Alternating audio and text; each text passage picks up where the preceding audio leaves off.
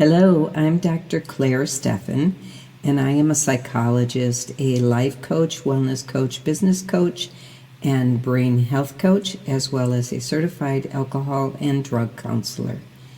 And today we are going to explore the question why we love. Now, it seems like a simple enough kind of a question, and it should be in many ways, but then why does it get so complicated? So that's what we're going to explore today. And on the surface, it's easy enough to understand that we have a couple of drives that cause us to fall in love. And one has to do with brain chemistry. And we can feel the sense of security and happiness when those neurotransmitters that allow us to feel those emotions are released, such as dopamine and the feel-good kind of chemicals that happen when we fall in love. And then there is also the emotional aspect of love that we experience. The problem can be that our brain can trick us, and so we can become enamored with the sense of the emotions that we are feeling and also the response to the stimulation that happens when we are falling in love with somebody, and that can be tricky. So we don't always know, are we truly in love, or is this just an emotional response or a chemical response to a person? First and foremost, we are social beings, and we want to connect. We want to have a sense of belonging, and that can drive the reasons why we fall in love. And there are many practical reasons why we fall in love: in order to create a family, in order to have security financially, emotionally, and to have that sense of being that I was referring to. As infants, we experience bonding, and in healthy situations, we learn to mirror the emotions of love and to be able to express them when we feel these emotions. Part of that connection is that we see ourselves in the person that we love, and we get a reflection back of who we are. So that is part of that connection. It's affirming. It's telling us that we are good and that we are lovable and that we are worthy of the love. But what happens when we have a situation of trauma or loss or abuse in which this is not happening, and we're not getting the mirror emotions reflecting back to us that we are worthy or that we are lovable? Perhaps when that occurs, we start to love others in a way that reflects those negative messages of being unworthy or unlovable. We become narcissistically wounded, and the expression of love can really become egocentric and not really about exploring and getting to know at a deep level and understanding of what the other person is. People talk about their love languages, whether it's gift giving or if it is in the physical realm, or any of the other ways in which people express love, and being able to understand each other through that expression of love and the way that we best communicate those feelings. Even when we have information about each other's love languages, we can still make mistakes, or we can forget how important those are. We can also forget how important it is to understand each other's love languages. Sometimes people are brought together because of their religious or spiritual beliefs, and this can be a bond that connects them at that deeper level of understanding. Relationships are dynamic, and we go through many changes, and it's a matter of whether or not these changes we go through bring us closer together or can end up bringing us apart. So why do we love?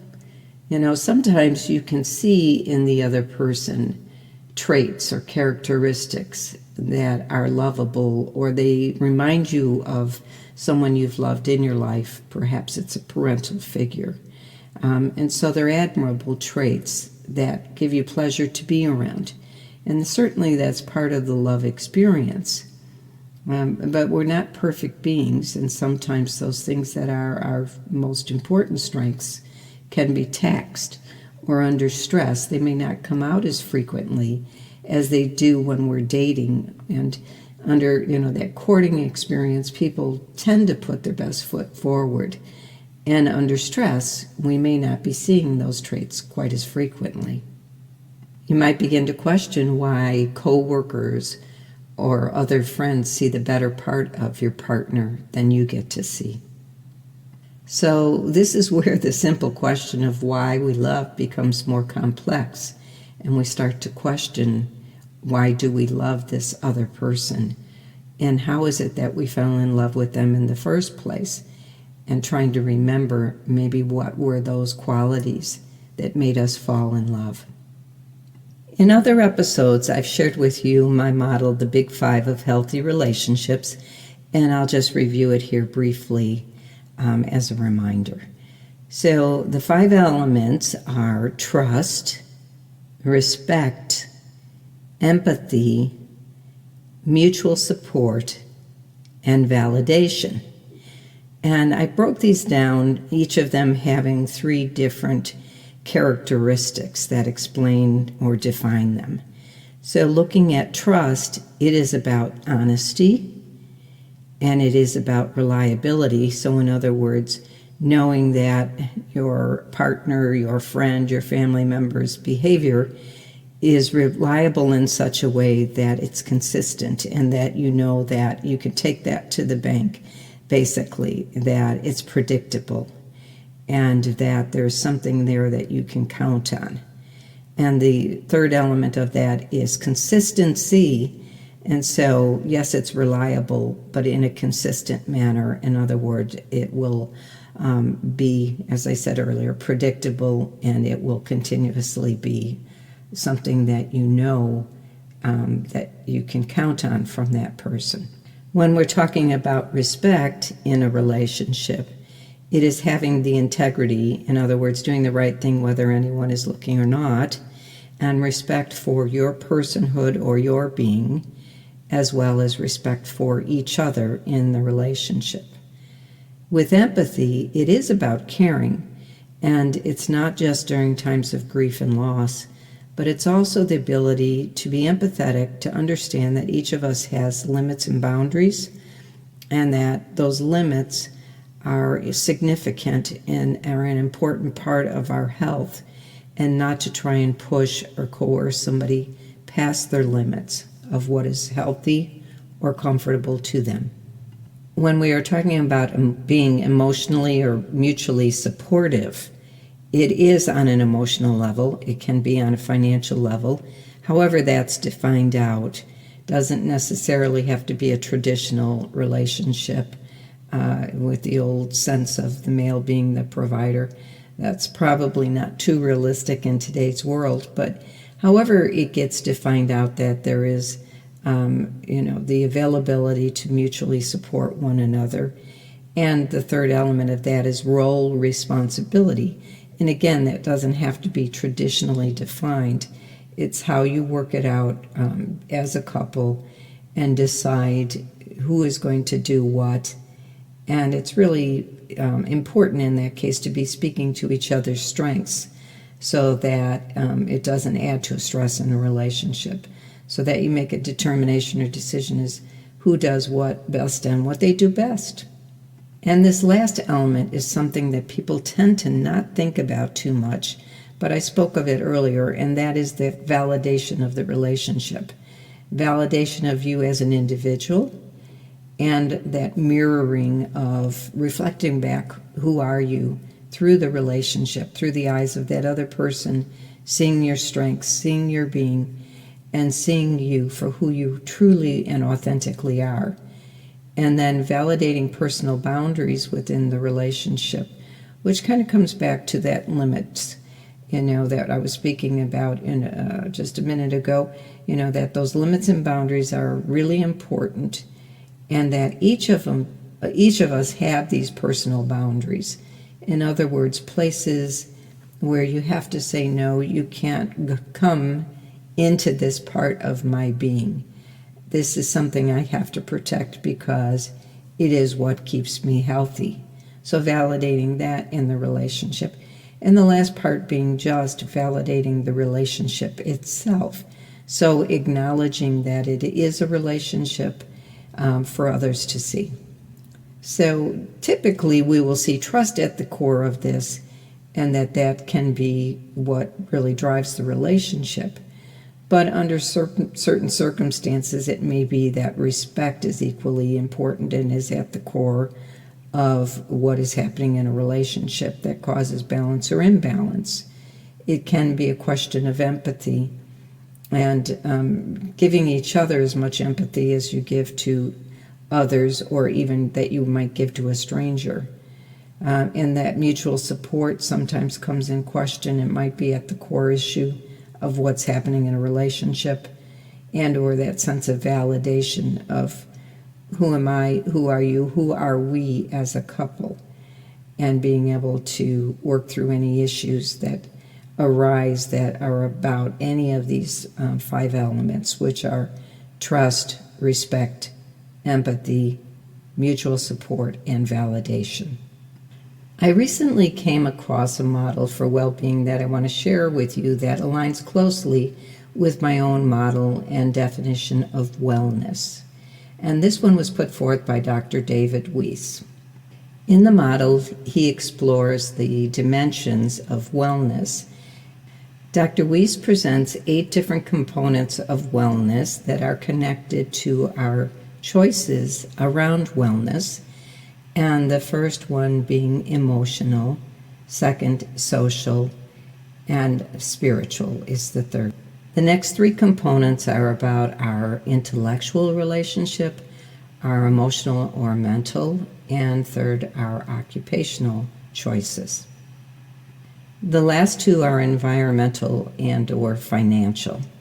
So all of these are in play when we're talking about relationships and how we form relationships within each of these different components. And, if you think about it, they can be either considered anything on the spectrum from healthy to unhealthy, depending on how we relate to that specific element. So how healthy our love relationship is could be viewed through any of these 8 different spectrums. And how healthy we are within each of those different 8 categories could be dependent upon resources and our skills and abilities. Do we love in order to feel optimal health, in order to feel a sense of security, and again, conform with that idea that we are social animals and that we love because we want to have a sense of belonging or feeling that we are connected? There is also the concept of universal love, which is about the acceptance and understanding of our differences and appreciation for and even tolerance for those differences. And in many religious or spiritual circles, we learn about universal love and the importance of, just as being humans, appreciating and loving one another, no matter our differences, and to really understand that those differences are a part of the beauty of being human. Perhaps there are times where it would be easier to be alone, less to manage within each of those 8 categories of choices we were just talking about, or maybe less complicated in the 5 elements that I spoke of earlier as to what makes up a healthy relationship. Certainly in terms of predictability, we might be able to control or predict our own behavior more than we can of a partner or someone else. But that's the risk, isn't it, that we take when we fall in love. We believe and we trust that that other person is going to have our well-being in mind.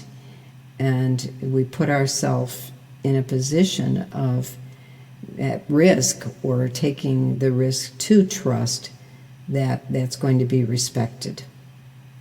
But as I said earlier, relationships are dynamic and people change, and things are not always as predictable as we might hope they would be. And so why do we fight so hard to hang on to relationships, even when they aren't healthy? Maybe it's because as human beings we seek balance. We feel less anxious when we have what we call homeostasis.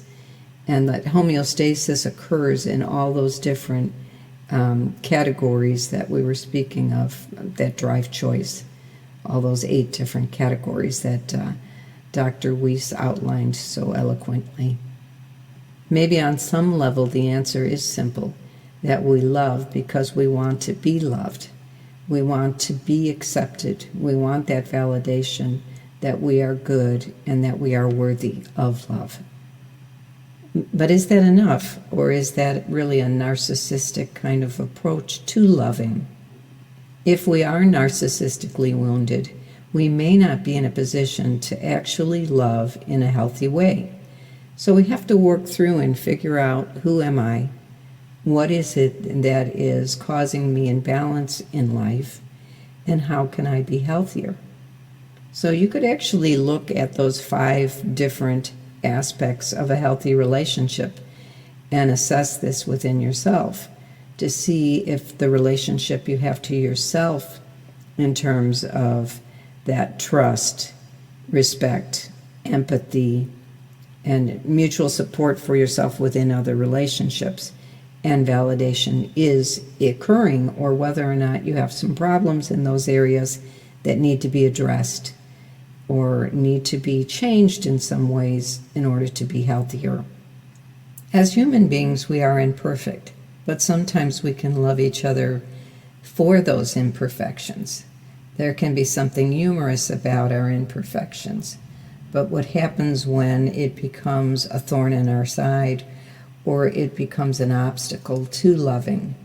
And sometimes they say the things that we fell in love with a person for in the first place that we thought were perhaps kind of charming don't necessarily remain the reasons why we stay in love with somebody.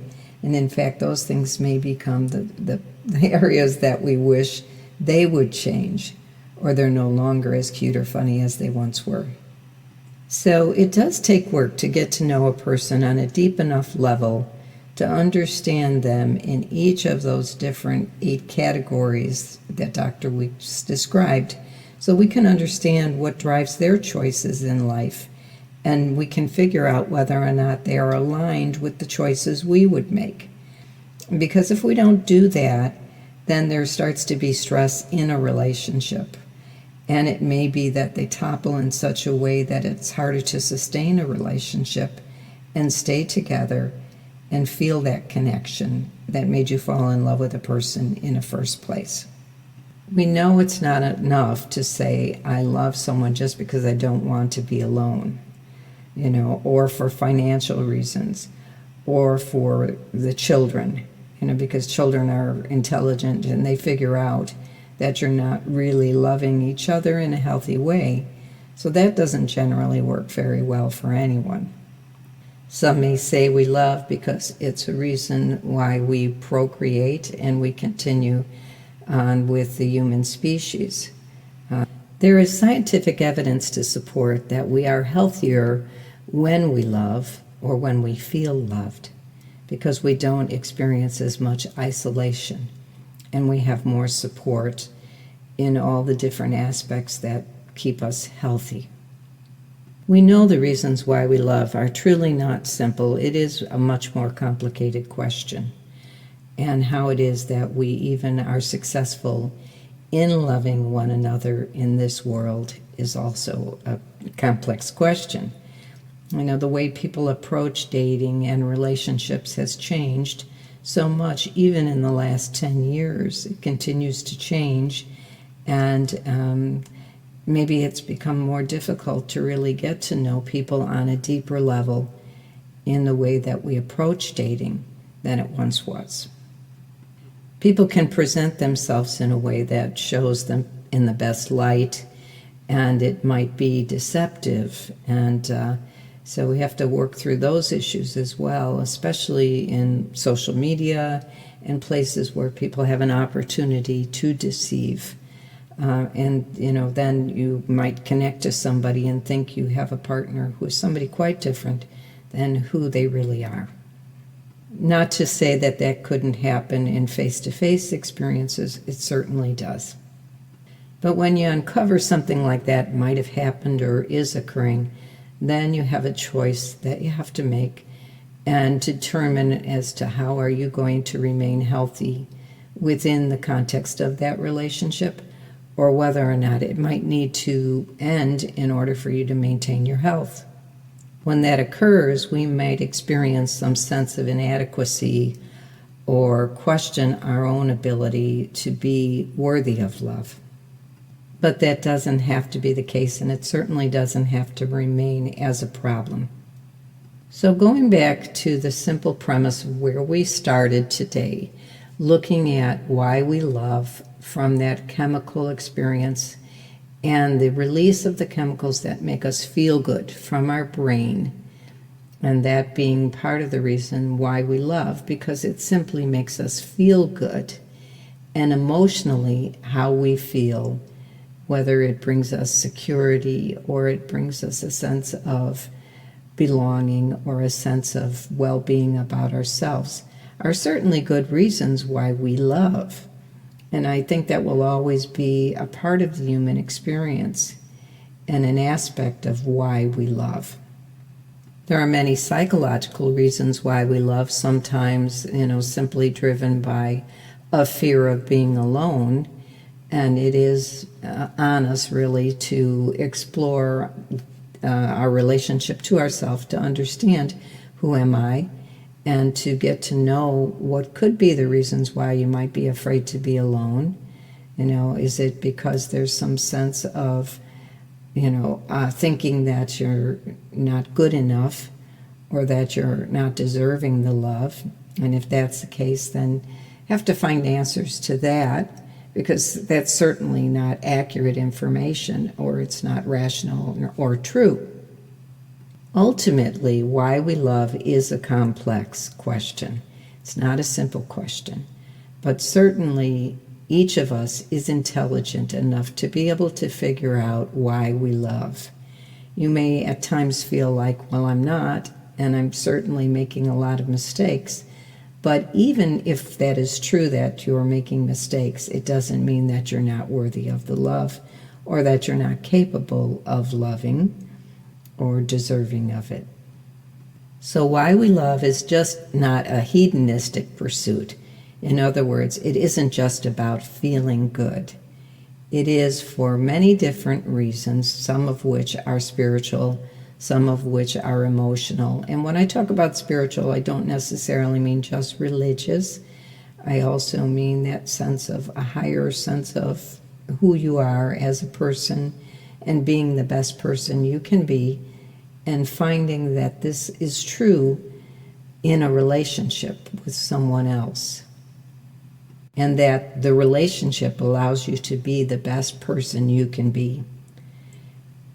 But first you have to address that in your relationship with yourself, so that you believe in yourself, and you believe already that you are a good person who is worthy, and that you are making yourself the best person you can be.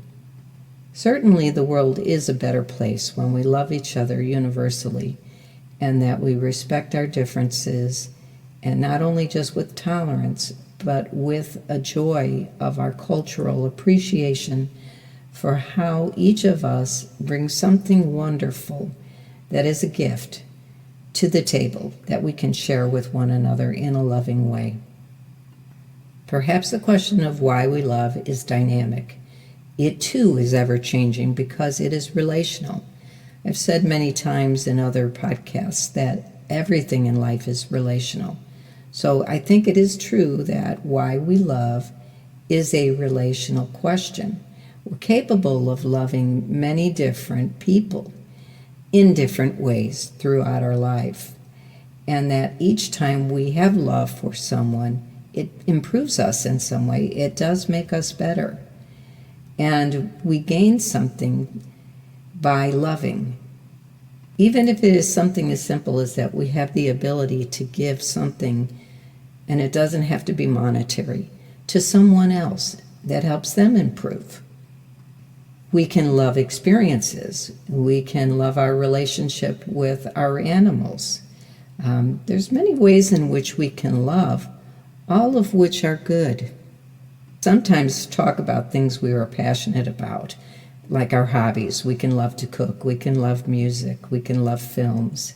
And maybe it is because when we're saying that, we're saying we experience that chemical release. We experience that good feeling that happens when we're in that situation. Love can be a life force. It makes us feel vital.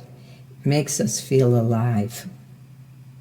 Perhaps the reason we love is simply because it is what it means to be human.